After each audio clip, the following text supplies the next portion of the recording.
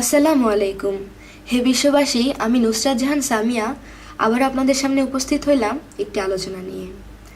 আজকে আমি আপনাদের সামনে যে আলোচনাটি করব সেই আলোচনাটির হেডলাইন হলো ভক্ত গুরুর প্রতি বিশ্বাস ও প্রেমে ফানাফিল্লা থাকিয়া যদি কাউকে কিছু বলে দেয় তাহলে তা হয়ে যায়। এই নিয়ে কিছু তত্ত্ব আলোচনা করব। অবশ্যই আপনারা মনোযোগ সহকারে শুনবেন, অবশ্যই বুঝতে পারবেন। একজন ভক্ত গুরু ধরিয়া গুরুর কাছে শিক্ষা দীক্ষা নিতে নিতে গুরুর প্রতি একটা প্রেমিক হইয়াছে, যে সে সর্বজায়গায় সর্বসময় হাঁটা চলায় কথা বলায় গুরুকে স্মরণ করে।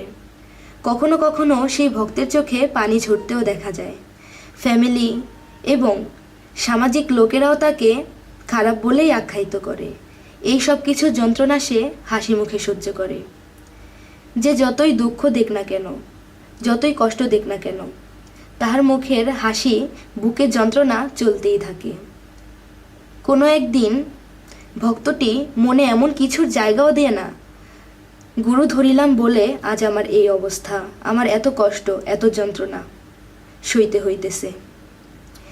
এইসব কথা না ভাবিয়া আরও নিজের মনকে বুঝ দিত। হে আমার মুর্শিদ, আমাকে দুঃখ দিও, কিন্তু দুঃখ সইবার শক্তিটা দিও। আমি বলবো এইটাই নিয়ম। কেননা আল্লাহ বলিয়াছেন কোরআনে যে আমি মানুষকে মৃত্যু ও জীবন সৃষ্টি করিয়াছি পরীক্ষা করার জন্য। এইরকম দুঃখ যন্ত্রণা সহ্য করিয়া থাকে এবং দেখা যায় তার হাতের কাজে অন্য কেউ নিয়ে যাইতেছে। ব্যবসা বাণিজ্যে লোকসান দেখা দেয়, আগাইতে পারে না, কিন্তু অন্যরা ভালোই ব্যবসা করতেছে, চলতেছে। এমনকি বন্ধু মানুষও শত্রু হয়ে যাইতেছে। চাকরি বা ব্যবসা কোনোটাতেই টিকতেছে না, ফ্যামিলির চাহিদাও পূরণ করতে পারতেছে না, সংসারে শান্তি নাই, সমাজের লোকেরাও ভালো চোখে দেখে না। তারপর ভক্তটি কখনো ভাবে না, বলেও না, হে গুরু, তুমি কি আমাকে দেখো না আমি কত কষ্টে আছি?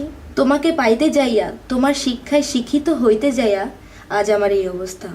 কখনো ভাবে না, বলেও না, এই বিষয়ে কোনো সময় মনও খারাপ করে না। দেখা যায় সময় সময় গুরুর বাড়ি যায় ভক্তটি, কিন্তু সাধন জগৎ নিয়ে আলাপ আলোচনা করে থাকে, কিন্তু নিজের এত দুঃখ দুর্দশা কোনোটাই প্রকাশ করে না, মুখে একবার বলেও না।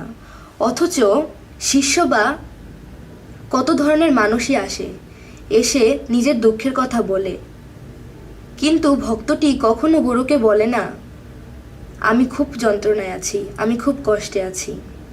যত দুঃখ কষ্টই হোক না কেন, যত দুঃখ তত যেন গুরুর প্রতি প্রেম আরও বাড়িয়া যায়। কখনো কখনো দেখা যায় যে গুরুর প্রেমে ফানা হইয়া যায়, কখনো দেখা যায় যে গুরুর প্রেমে ফানা হইয়া যায়।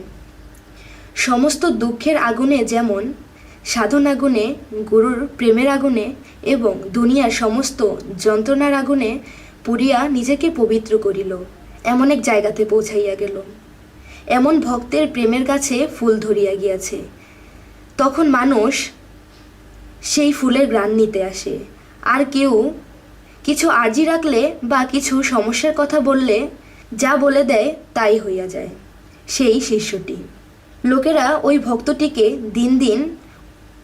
দেখা যায় যে লোকেরা ওই ভক্তটিকে দিয়ে দিন দিন উপকৃত হইতেছে, যাহা বলে তাহাই হইয়া যায়। সেই ভক্তটি একদিন সামাজিকভাবে অসম্মানিত ছিল, এখন তিনি দিন দিন মানুষের কাছে সম্মানিত হয়ে যাইতেছে। সমস্ত যন্ত্রণাই সইতে সইতে মুর্শিদের নামে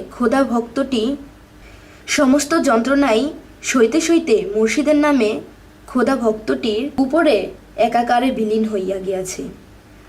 আল্লাহ আমাদেরকে এমনটা হওয়ার তৌফিক দান করুন। এই বলে আমি আমার আলোচনা শেষ করছি। সকলে ভালো থাকবেন, সুস্থ থাকবেন। আল্লাহ হাফেজ।